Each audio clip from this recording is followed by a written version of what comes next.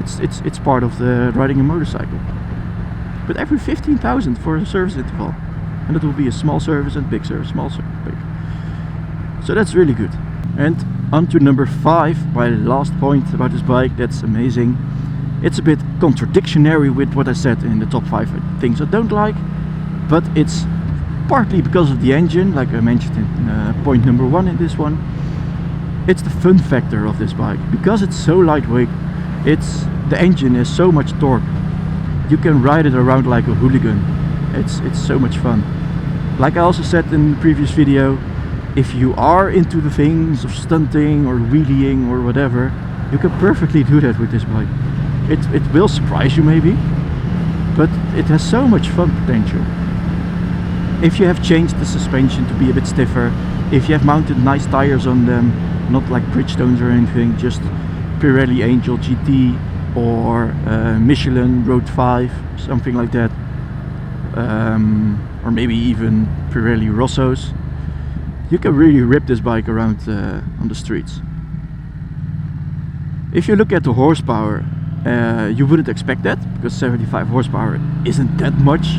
I mean, a Kawasaki Z900 or what else? Triumph Street Triple, which are considered fun bikes because they're the Street Triple, at least because it's lightweight. Compared to this one, it's almost the same weight. It produces more horsepower, yes, but when you go look at the RPMs that it produces it at, then this bike will win it. They're almost exactly the same until 150 kilometers an hour, and then the Triumph will pass you and be quicker. But when will you be riding around 150 kilometers an hour on the public roads? Never. You don't do that. Maybe on the highway, but then we don't care. I mean, eventually we're all at the same speeds. When you ride around corners like this, you want to accelerate out of them right when you twist the throttle. I mean, I'm still below half of my RPM range, and it pulls like crazy. 4th and then 5,000 RPMs, and then it will pull. And you don't have that with a triple engine or a 4-cylinder engine. Then you have to wait for it to climb in the RPMs and have some power left to spare you. And with this one, it just pulls like crazy.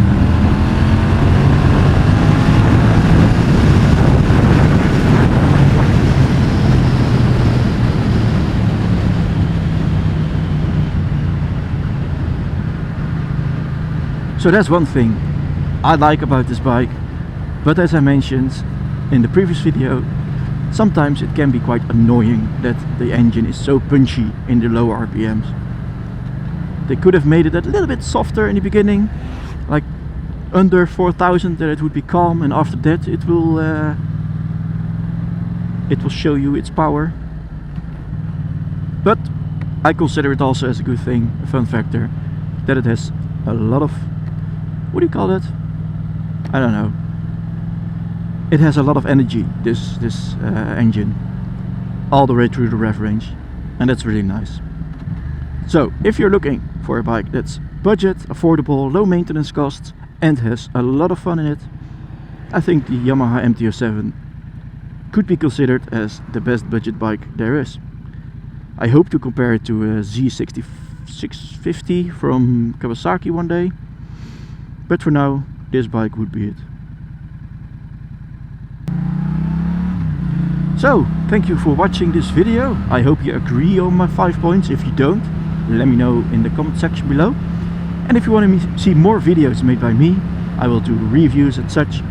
Click the subscribe button. Don't forget to click the little bell icon to get a notification when I upload a new video.